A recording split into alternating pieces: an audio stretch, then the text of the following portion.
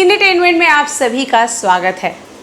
फिल्मों में खून खराबे की शुरुआत सलीम जावेद और अमिताभ बच्चन की जोड़ी से शुरू हुई थी, पर सेंसर की वजह से बहुत कुछ नियंत्रित रहता था। मर्डर होता भी था तो विभत्सता कम होती थी। ज़्यादा से ज़्यादा काम एक्टर की एग्रेसिव एक्टिंग से चलाया जाता था। किंतु अनुराग कश्यप के गैंग ऑफ वासेपुर के बाद दहशत खून खराबा का जो जायका दर्शकों की जुबान पर चढ़ा है, वो वेब सीरीज आने के बाद खुलेआम दर्शकों को परोसा जाने लगा है।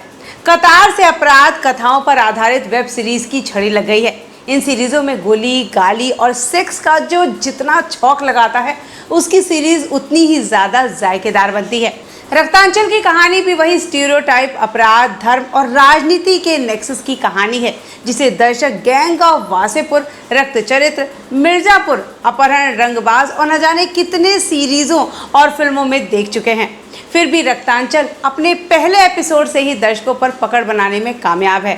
संजीव रजस, सर्वेश उपाध्याय और शशांक राही की कहानी पर निर्देशक रीतम श्रीवास्तव ने पूर्वांचल के सत्ता संघर्ष, शक्ति संतुलन और संसाधन पर कब्जे के खेल को बड़ी बारीकी से पर्दे पर पेश किया है।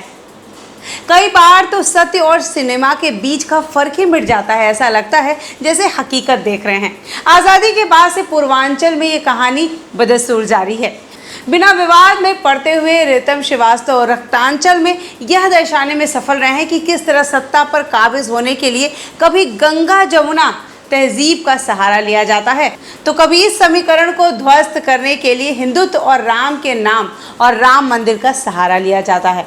जनता सिर्फ दर्शक होती है, खिलाड़ियों का चरित्र एक जैसा होता है लोकतंत्र में।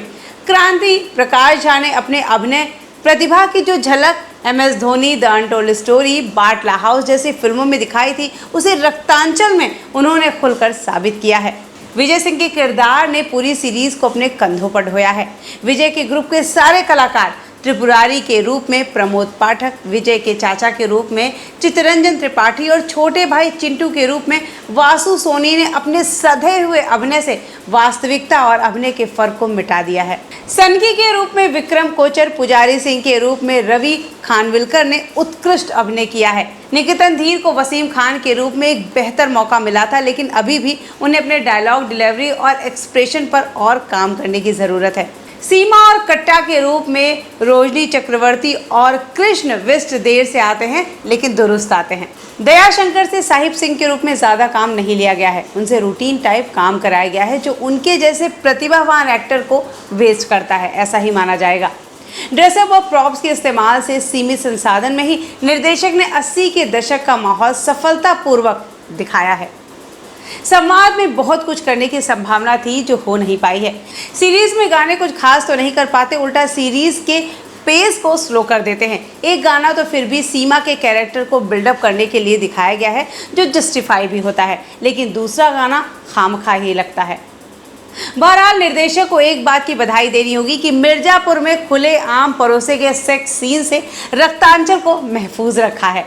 थोड़ी गाली पर भी नियंत्रण रखते तो और अच्छा होता। कुल मिलाकर रक्तांचल देखने लायक है। एक बार आप इसे देखना शुरू करेंगे तो बस देखते ही जाएंगे। कहानी को जिस मोड़ पर छोड़ा गया है, उससे ये स्पष्ट संकेत मिलता है कि दूसरा पार्ट जल्द ही आएगा।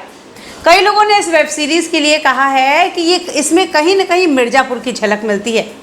अगर आप ध्यान से इस वेब सीरीज को देखें और आपने मिर्जापुर की वेब सीरीज को देखा है, तो इतने कम बजट की फिल्मों में, इतने कम बजट की फिल्में और इस कम बजट के एक्टर्स के साथ अगर रक्तांचल ने मिर्जापुर जैसा करने की कोशिश भी की है, तो बहुत बड़ी बात है रक्तांचल के लिए। शिक्षा की समीक्षा में आज बस इतना ही। जल्दी मिलेंगे किसी नई समीक्षा के साथ। नमस्कार।